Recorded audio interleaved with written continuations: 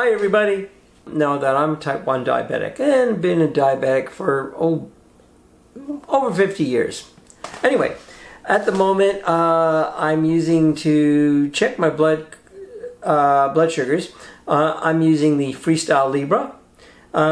This is it basically comes in, just grab it, sorry about that. Here it is. And this is the Freestyle reader. Sorry, you have to press it now, okay. And it senses the blood sugar. And what I was doing up for a while is I had a third-party sensor that would convert into a true CGM. And for all you know, the issue with the Libre now is, as you say, you have to actually bring it up to the sensor to get a reading. During the daytime, this is really fine. You can usually do it. It's not continuously monitoring your blood sugar, but it's much easier than with the glucose meter, as demonstrated here.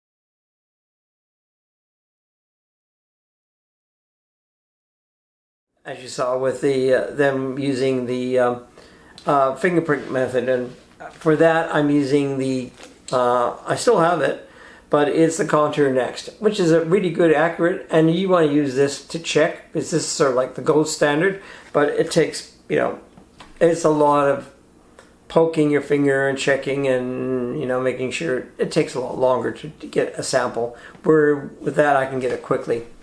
One of the big issues, though, with the Freestyle Libre, it's not a true CGM. As I said, you have to bring it physically, manually to the sensor to monitor the sensor. And when at night, and this just happened to me this week,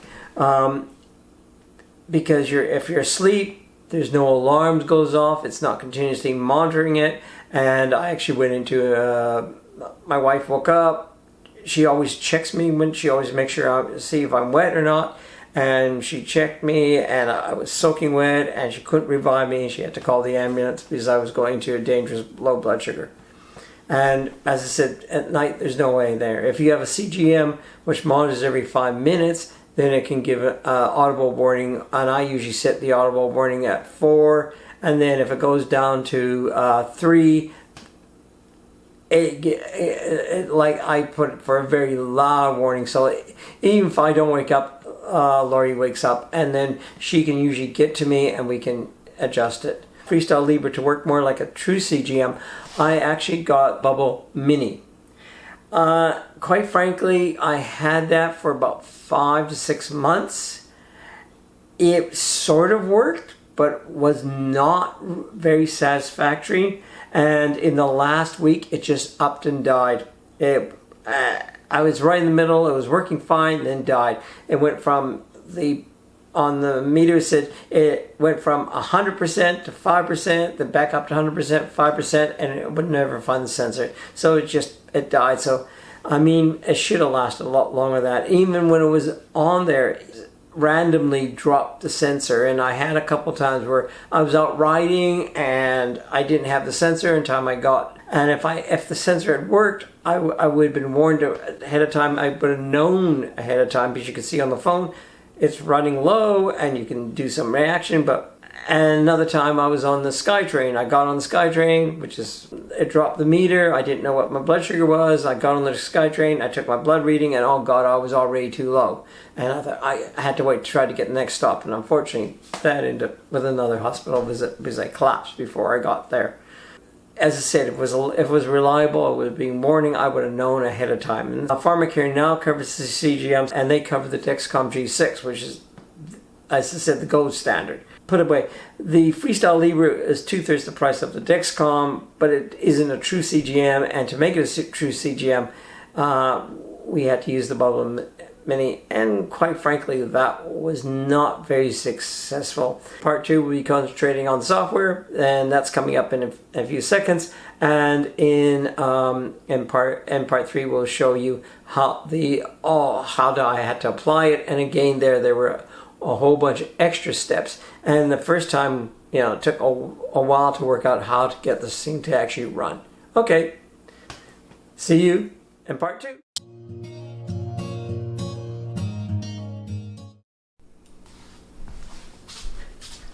Okay, so this is, I'm going to show you, this is the Bubble Mini. Now, this came from, I got this from Sweden, and it took quite a while to get here. I think we had to wait for quite a while for this. And the ideal is that this unit attaches onto the Freestyle Libre, and this Bubble makes it into a CGM. So if I unbox the Bubble, here we go. It's quite neat. It's quite small. Give you an idea. There's my hand right next to it. So, and I'll put it on top of my hand. Give you an idea. That's the whole unit, and I am going to take it out. Sorry, trying to take it out so it doesn't get my hand in the way. And if we flip it all on the other side, so we'll flip it out. There you go. And that's the transmitter. And this is the aerial. So it fits over the Libre, as you can see. Okay, so I'm going to flip this over in the back. So one of the trickies, so what you're supposed to do is put this adhesive over onto the back, and it's a little bit of tricky fit to fit it on there. And then you're supposed to put this little adhesive over there, over the aerial here. So again, this big one goes on the bottom. I'll try it, sorry. I apologize for my hand getting in the way. The big one goes to the bottom, and the little one's supposed to go there.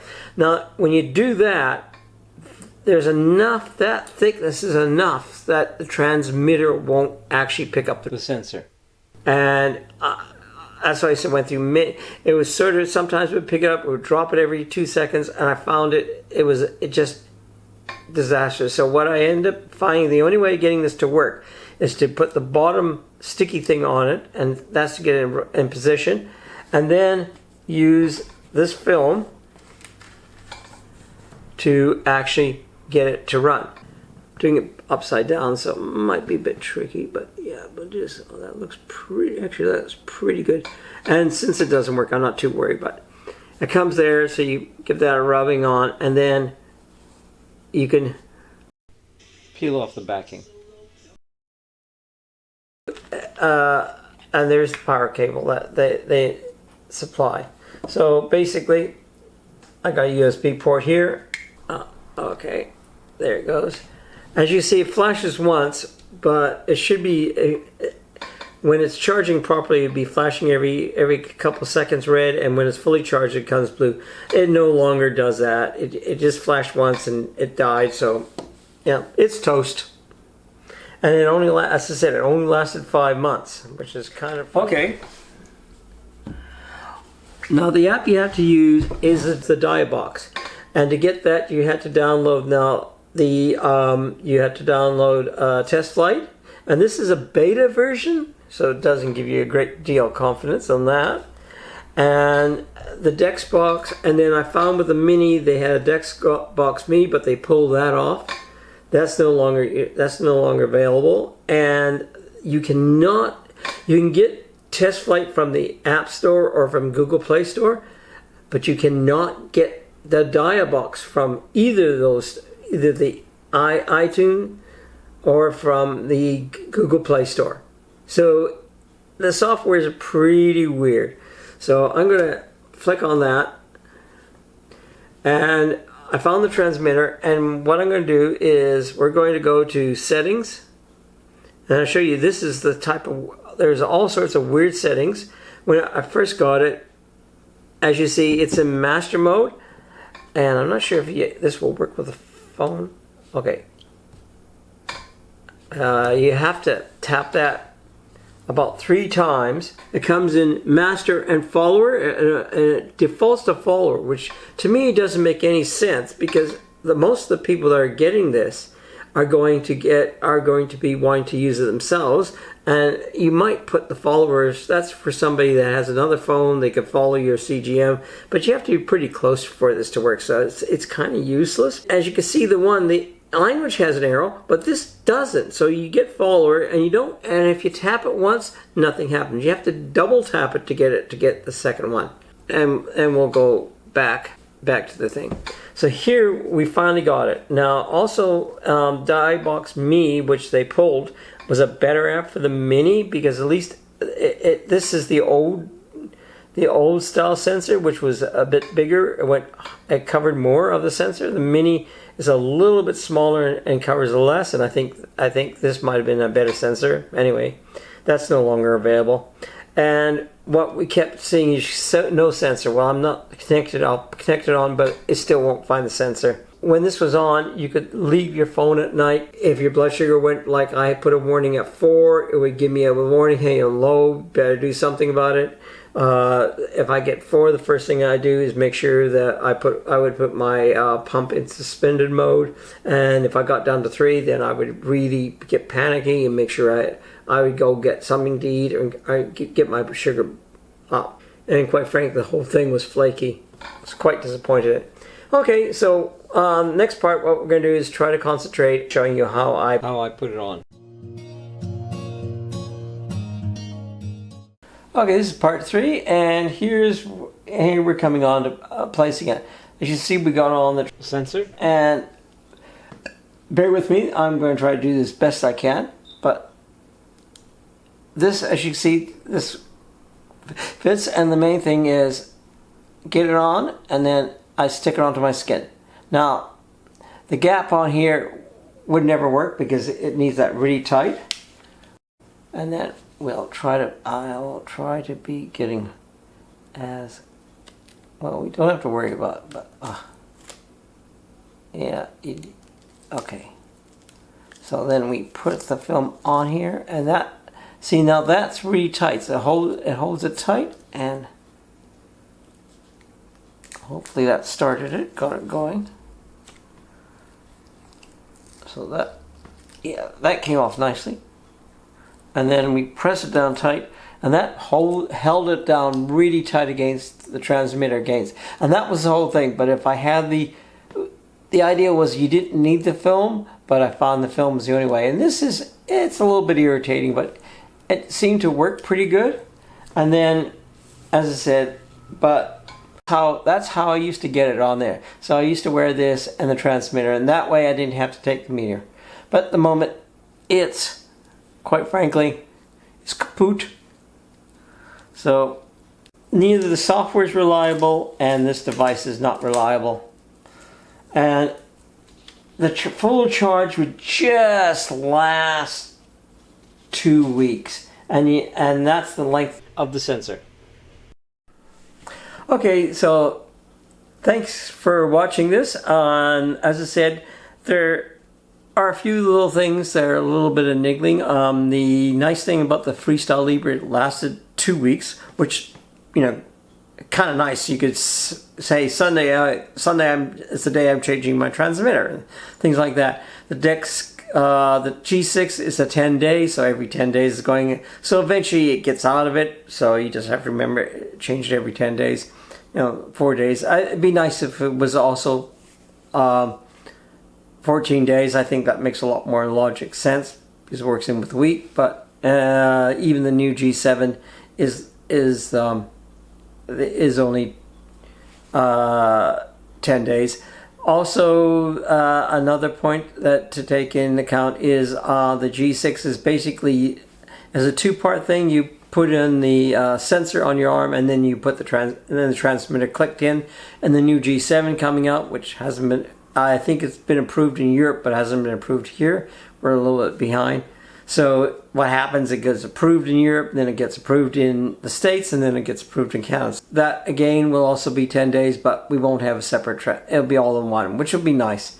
Thank you very much. So it gives you an idea of some of the things I do for keeping my blood sugar in pace. So